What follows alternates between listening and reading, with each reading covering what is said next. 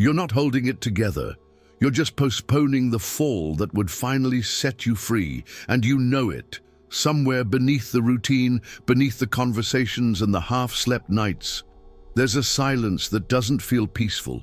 It feels like waiting, like standing on the edge of something ancient, something inevitable. Not a disaster, but a revelation, a kind of necessary collapse. Not because you failed, but because the mask can't hold anymore. You call it functioning, but you're performing. You smile with your face and scream with your bloodstream. You plan the week but forget how to breathe. Your productivity is an armor, your schedule a disguise. You say, "I'm fine," with such precision, it sounds like a prayer. But you're not fine. You're suspended, halfway between breakdown and denial, between exhaustion and pretending. Carl Jung said, "In all chaos, there is a cosmos. In all disorder, a secret order." Maybe what's shaking inside you is that secret order finally demanding to be heard. You weren't made to endure this numbness forever. You weren't designed to survive by subtraction, removing pieces of yourself just to be accepted, just to feel safe. And yet that's what you've done.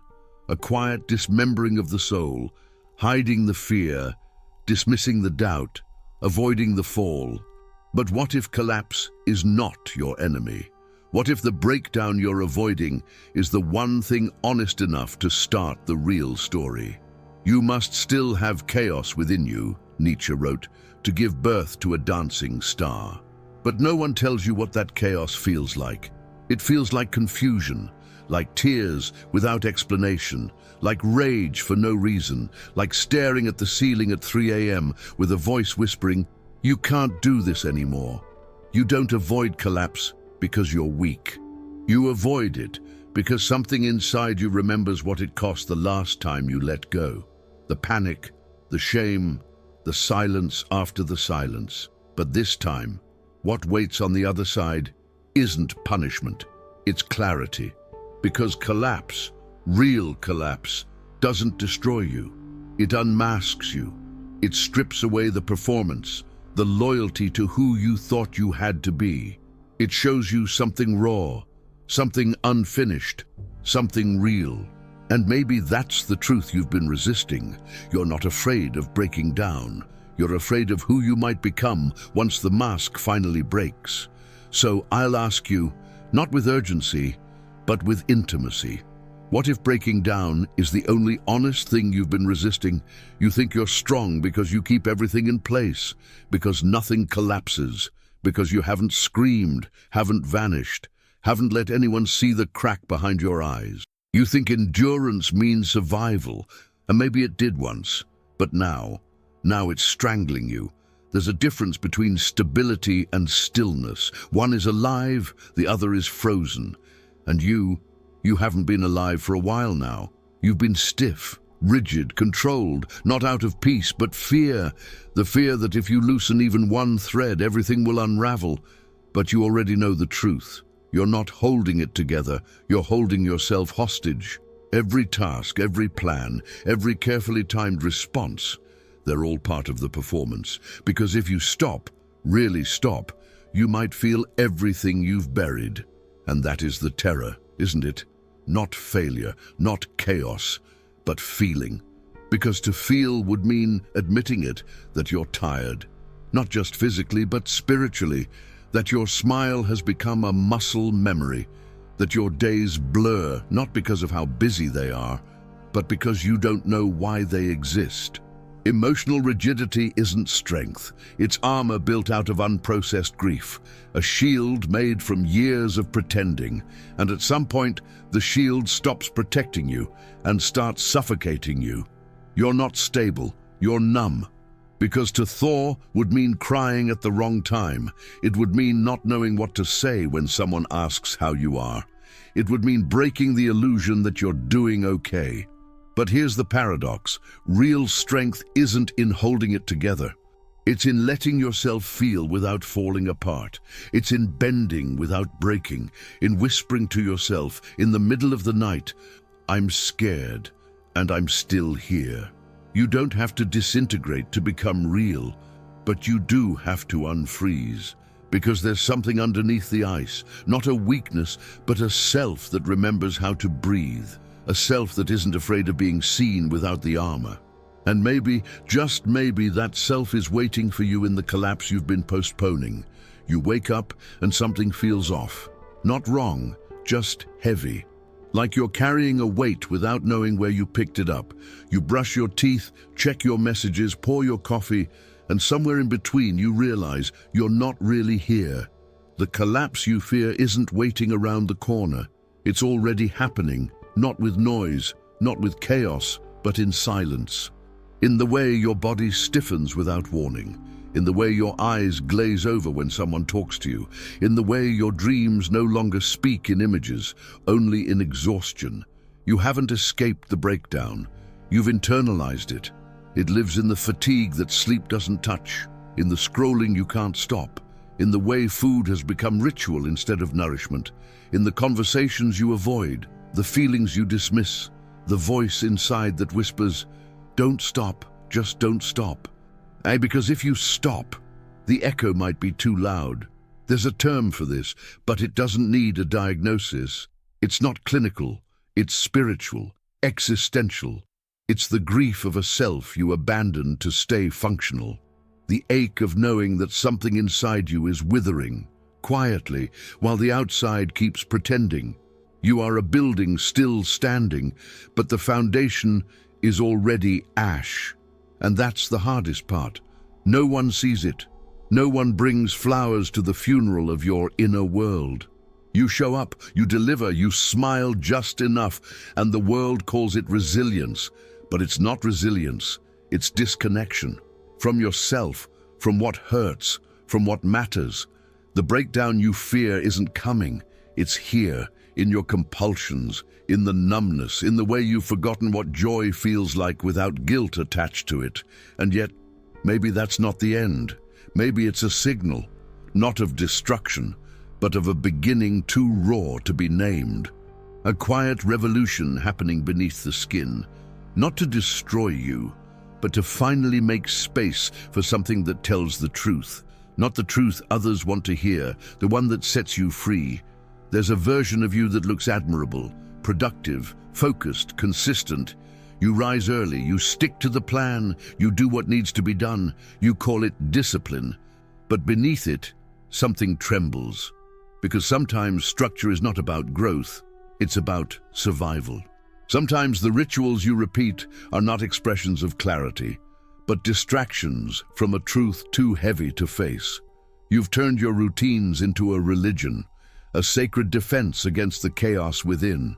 You tick the boxes, meet the deadlines, go through the motions, not because you're clear on your path, but because stopping would mean hearing the question you've buried for years. Why am I doing any of this? You're not consistent, you're terrified. Terrified that if you pause for too long, everything will collapse. Not the world, but the identity you've built around being functional, around being needed, around being seen as someone who has it together. And so you move, you perform, you conquer the morning, but inside you're still lost, still disconnected from that quiet place where meaning is supposed to live. This isn't about laziness or discipline. This is about dissociation. The kind that wears a mask of efficiency, the kind that tricks even you. You've built a life of doing to avoid the ache of not knowing who you are when you're not doing anything at all. Because silence is dangerous, isn't it? It brings you too close to the questions that can't be answered with another task, too close to the grief you haven't named, too close to the voice inside that says, "You've built everything, but not from truth." And still, this isn't judgment, it's recognition. It's the moment of seeing yourself, not through shame, but through compassion, of realizing that even your coping mechanisms were acts of love, imperfect, desperate, but human.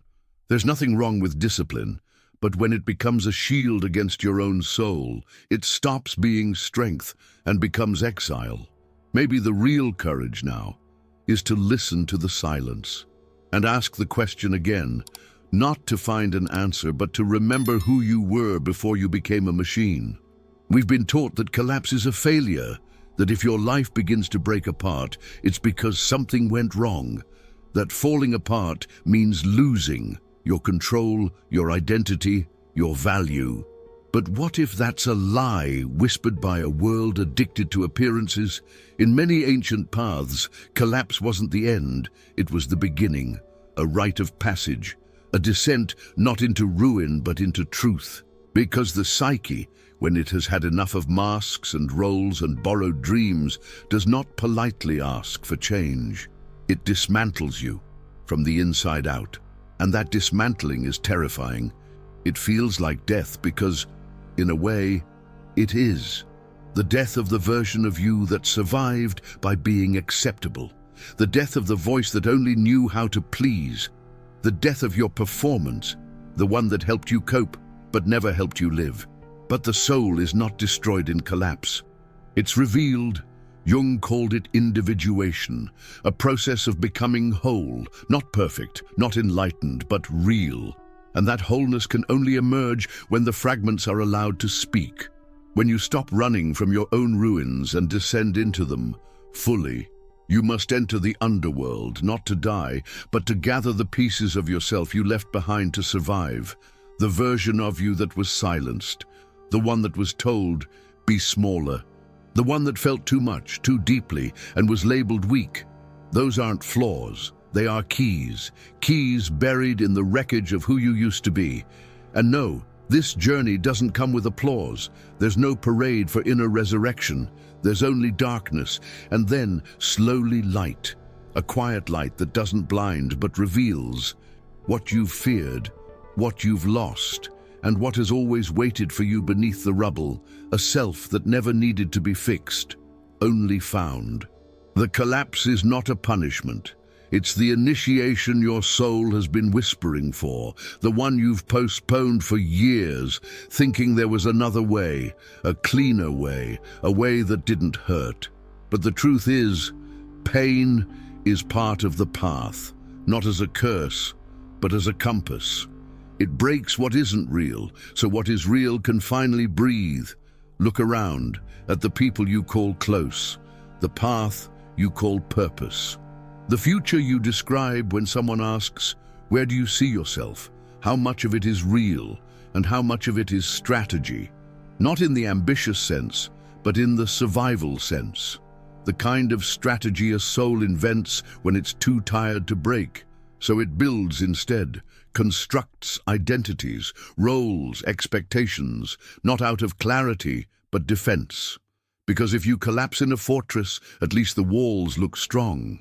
But that's the paradox. When you design your life to avoid the fall, everything becomes architecture for denial.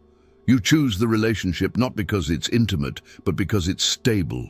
You pick the job not because it fulfills you, but because it proves you're functioning. You make plans, not out of hope, but out of terror, the terror of having no plans. It all looks solid, structured, even admirable.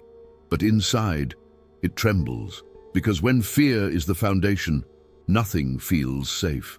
Not even the successes. Especially not the successes. Because now you're trapped inside the very thing that was supposed to protect you. You built a fortress, but now you're the prisoner inside. And the scariest part isn't leaving it. It's realizing how much of your identity was constructed to avoid the collapse, not to find the truth. This isn't about blame.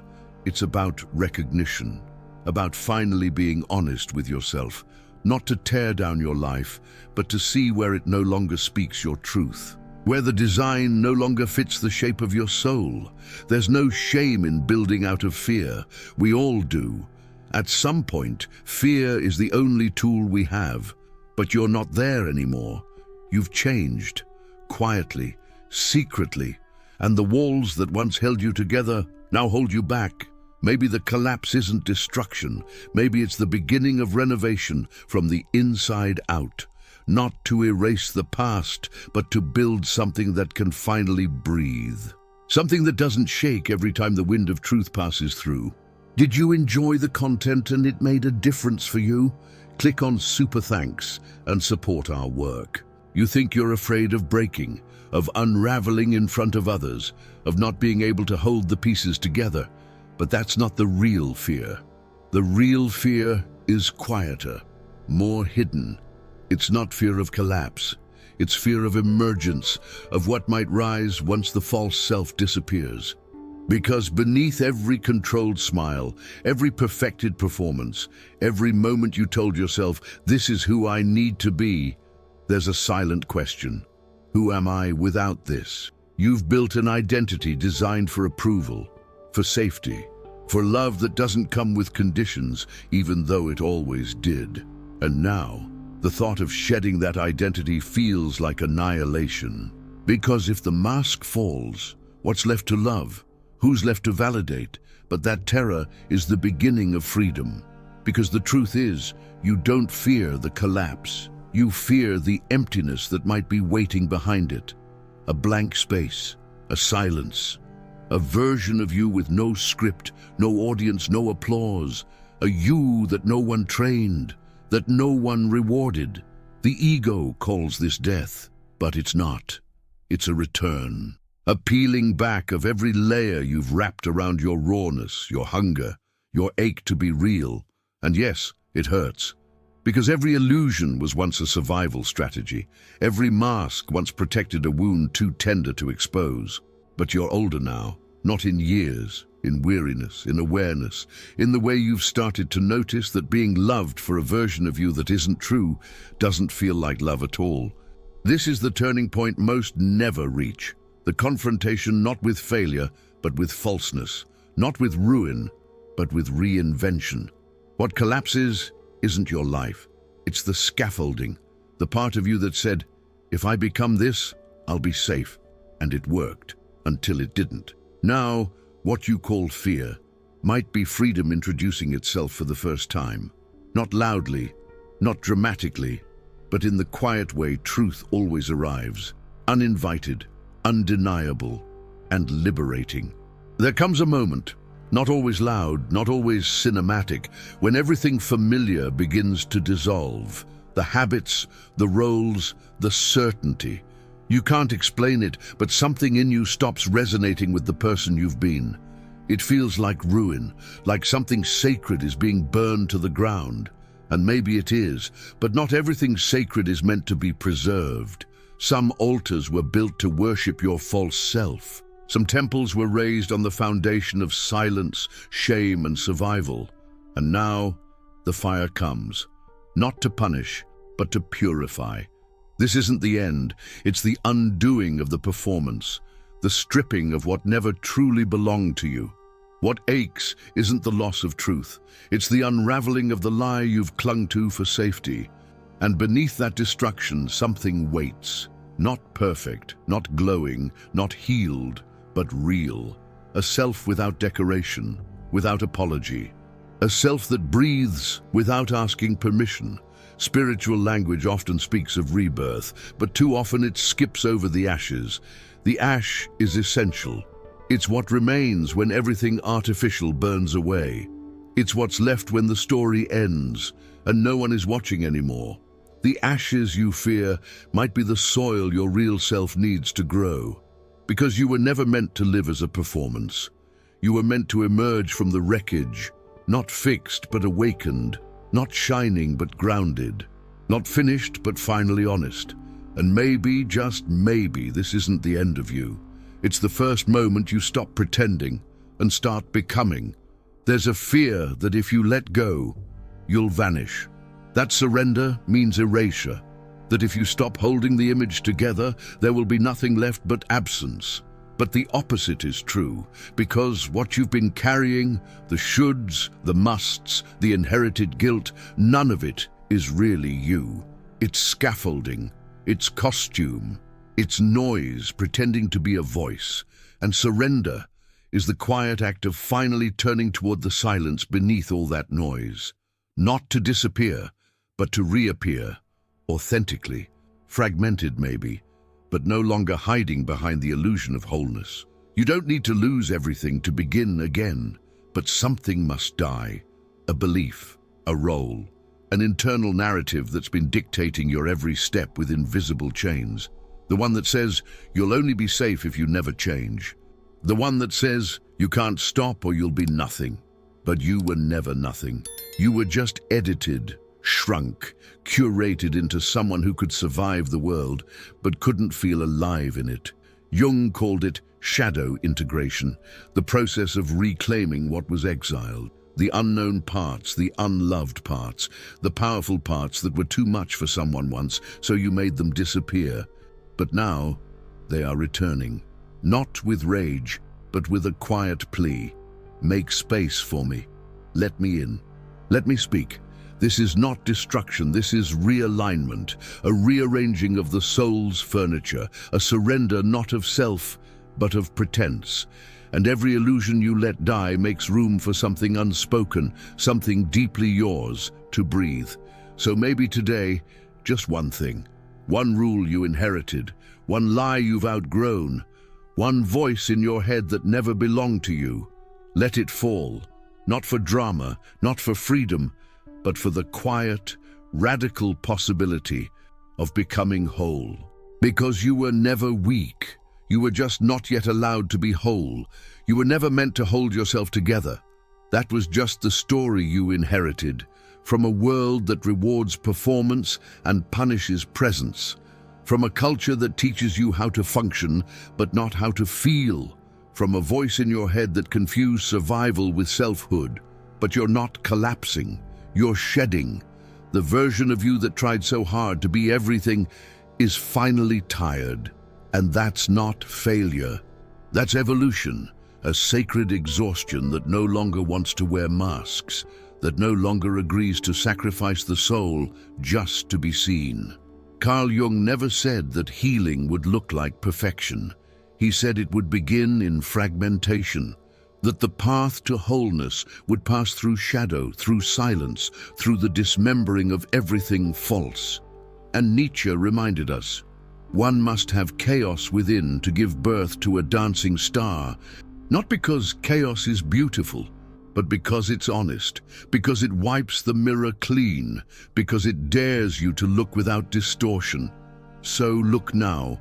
Look not at the ruins, but at the roots. Not at what fell, but at what refused to fall. The part of you that is still here, still breathing, still capable of becoming something you haven't met yet, letting go of the version of you that wasn't built for this life, is not death, it's liberation. Because the collapse, the one you feared, the one you delayed, the one that happened in silence, is not the end of your story. It's the first time you stop lying about who you are. And in that honesty, there is a kind of peace that no applause can give, no validation can replace. A quiet, powerful peace that says, you are not alone, and yes, there is still time to let it all fall, and rise, not fixed, but finally free.